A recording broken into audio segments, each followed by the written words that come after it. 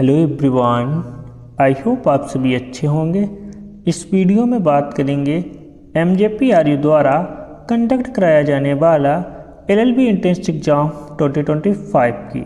इसकी eligibility criteria क्या रहेगा, एडमिशन प्रोसेस क्या रहेगी, कट ऑफ क्या रही थी आपकी 2024 में, और जो भी कैंडिडेट 2025 में ये एंट्रेंस एग्ज़ाम दे रहे हैं उनके लिए क्या एक सेफ स्कोर रहेगा और कट ऑफ क्या रहने वाली है, यहाँ का फीस स्ट्रक्चर क्या रहेगा, सिलेबस क्या रहेगा, यहाँ पर कुल कितनी सीट्स हैं, इन सभी टॉपिक पर बात करेंगे इस वीडियो में। फर्स्ट मैं बता दूं आपका एलिजिबिलिटी फॉर एडमिशन की।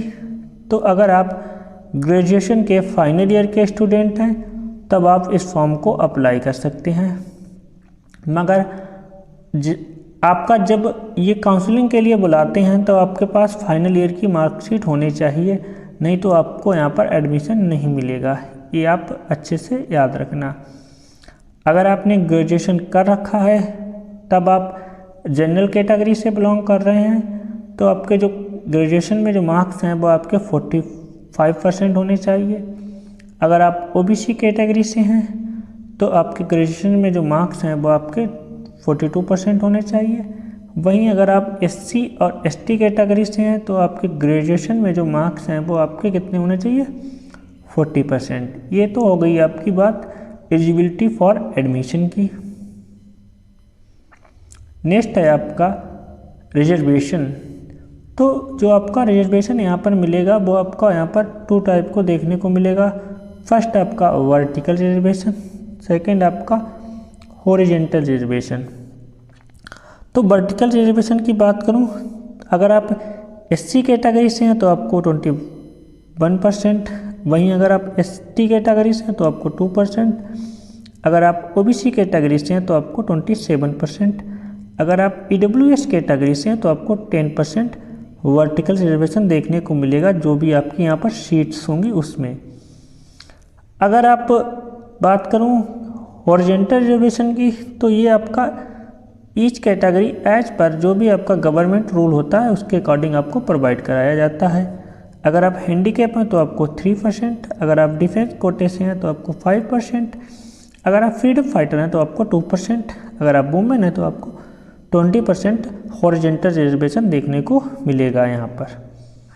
ये बात हो गई आपकी रिजर्वेशन की।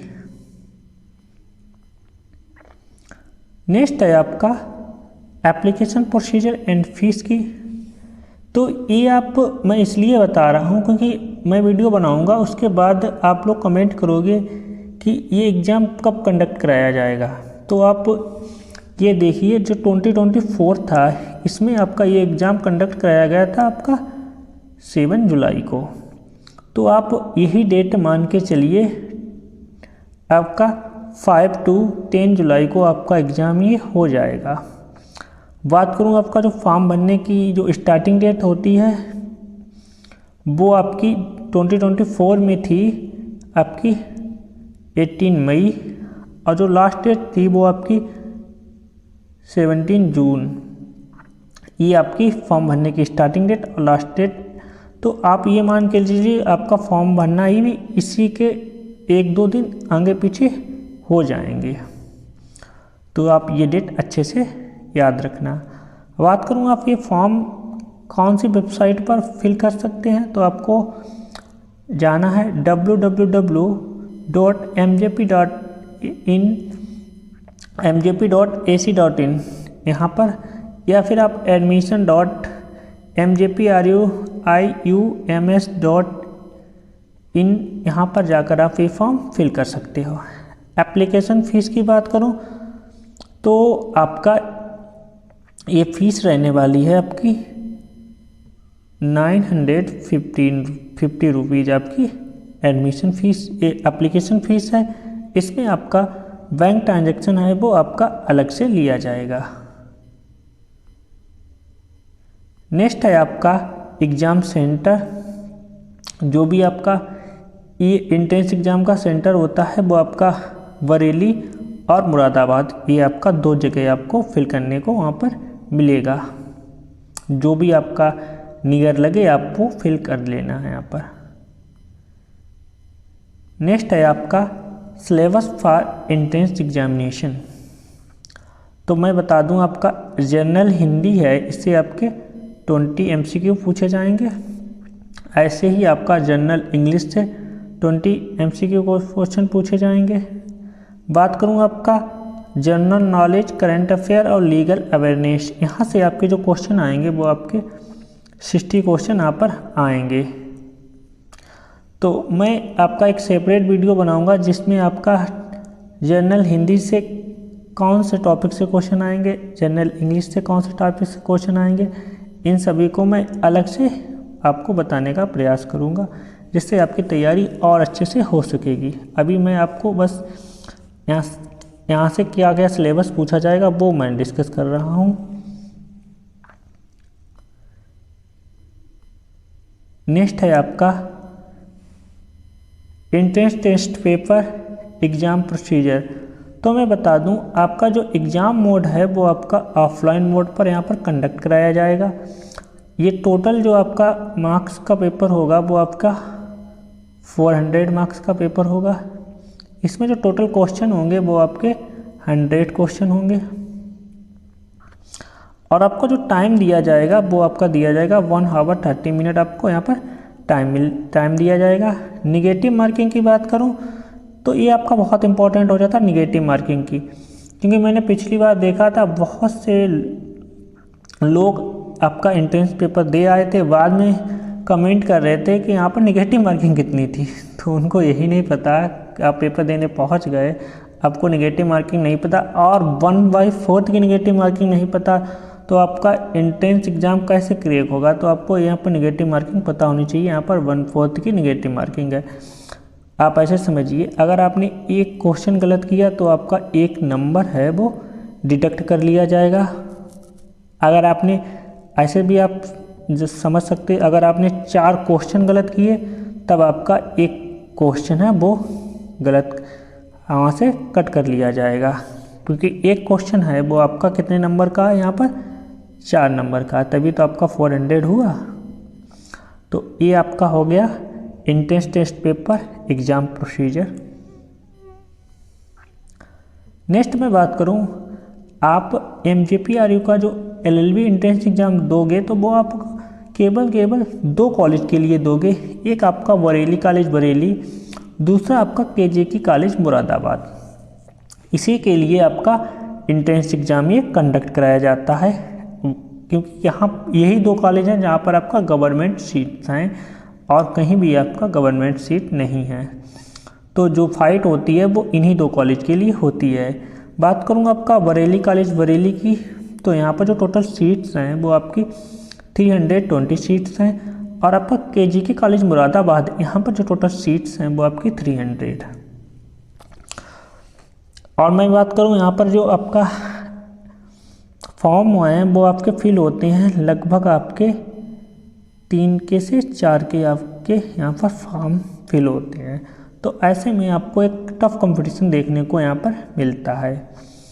अगर आपका बरेली कॉलेज बरेली में एडमिशन हो जाता है तो आपकी जो फीस है वो आपसे 2100 रुपये ली जाएगी, इसी के अराउंड ली जाएगी। अगर आपका KJK कॉलेज मुरादाबाद में एडमिशन हो जाता है तो आपकी जो फीस होगी वो 2800 से आपका 3200 रुपये के बीच में होगी।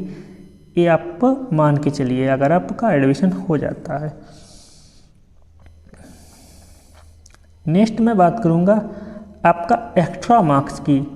तो अगर आपके पास NCC का C सर्टिफिकेट है तो आपके यहाँ पर जो एंट्रेंस एग्ज़ाम में जो मार्क्स हैं वो आपके 10 मार्क्स एडिशनल ऐड कर दिए जाएंगे। मान लीजिए आपका जो स्कोर है वो 400 में से हो रहा है आपका 120, तो यहाँ से आपका 10 नंबर ऐड कर लिए जाएंगे, क्योंकि आपके पास NCC का C सर्टिफिकेट है। जब आप फॉर्म अप्लाई करोगे तब वहाँ पर आपका पूछा जाएगा, तब आपको वहाँ पर फिल करना पड़ेगा, तभी आप वहाँ पर जाके क्लेम कर पाओगे। अगर आपने फॉर्म भरते समय NCC का C सर्टिफिकेट वहाँ पर नहीं भरा तब आप ये 10 नंबर वहाँ पर क्लेम नहीं कर पाओगे, आप ऐसे समझ लीजिए। वहीं अगर आपके पास NCC का V सर्टिफिकेट है तो आपको वहाँ पर 10 जो 5 नंबर हैं वो आपका एडिशनल मिलेंगे। ऐसे ही खेल कूद राष्ट्रीय अथवा अंतर्राष्ट्रीय विश्वविद्यालय स्तर पर आपके पास कोई सर्टिफिकेट है तो आपको यहाँ पर 10 मार्क्स एडिशनल मिलते हैं। अगर आपके पास खेल कूद विश्वविद्यालय टीम का प्रतिनिधित्व है तो आपको 5 नंबर यहाँ पर एडिशनल मिलेंगे। मैं बार बार बता रहा हूँ, ये तभी आपको मिलेंगे जब आपने वहाँ पर फॉर्म अप्लाई करते हुए ये चीज़ें फिल की होंगी। अगर आपने राष्ट्रीय सेवा योजना जिसमें आपने 240 घंटे की सेवा तथा एक 7 दिवसीय विशेष शिविर में आप शामिल हुए होंगे तो आपको 5 मार्क्स यहाँ पर एडिशनल मिलेंगे। ऐसे ही जो लास्ट वाला है वो आपका है राष्ट्रीय सेवा योजना जिसमें आपने क्या किया हो 240 घंटे की सेवा तथा 7 दिवसीय 2 शिविर में आप शामिल हुए हों या आपने ये किए हों तब आपको यहाँ पर 10 मार्क्स एडिशनल मिलेंगे। ये आपका यहाँ से एक्स्ट्रा मार्क्स मिल जाएंगे। नेक्स्ट है आपकी कट ऑफ की, तो मैं बता चुका हूँ आपका जो एंट्रेंस एग्ज़ाम है वो आपका केवल और केवल जो कंडक्ट कराया जाता है वो आपका 2 ही कॉलेज के लिए कराया जाता है। आपका पहला बरेली कॉलेज बरेली और दूसरा आपका KGK कॉलेज। तो आप ये मान के चलिए यहाँ पर जो सीट्स हैं वो आपकी 320 हैं और यहाँ पर आपकी 300 हैं। तो आपका जो टोटल सीट्स हैं वो आपकी यहाँ पर हैं 600 आपकी 20 सीट यहाँ पर आपका ये कंपटीशन होने वाला। इसमें भी आपका क्या होगा, आप कैटेगरीज वाइज यहाँ पर सीट होंगी, यहाँ पर जनरल OBC SC ST, तो आपको अपनी कैटेगरी में यहाँ पर फाइट करनी होगी। तो ऐसे में आपकी जो ओपन रैंक होनी चाहिए वो आप मान के चलिए, अगर आप जनरल कैटेगरी से हैं तो आपकी जो रैंक होनी चाहिए वो आपकी 400 के नीचे होनी चाहिए, तब आपको यहाँ पर KGK कॉलेज मुरादाबाद या आपका बरेली कॉलेज बरेली में एडमिशन मिल जाएगा। ऐसे ही अगर आप OBC कैटेगरी से हैं तो आपकी जो रैंक होनी चाहिए वो आपकी 500 से 600 के बीच में होनी चाहिए। अगर आप SC और ST कैटेगरी से हैं तो आपकी जो रैंक होनी चाहिए वो आपकी 600 से 700 या 800 के बीच होनी चाहिए, तो आपको यहाँ पर एडमिशन ईजिली मिल जाता है। Thanks for watching and supporting me. Please subscribe my YouTube channel. अगर आपको कोई भी डाउट है तो आप कमेंट बॉक्स में मैसेज कर सकते हैं, मैं कोशिश करूँगा उसका रिप्लाई देते हुए आपकी हेल्प करूँ। Thank you.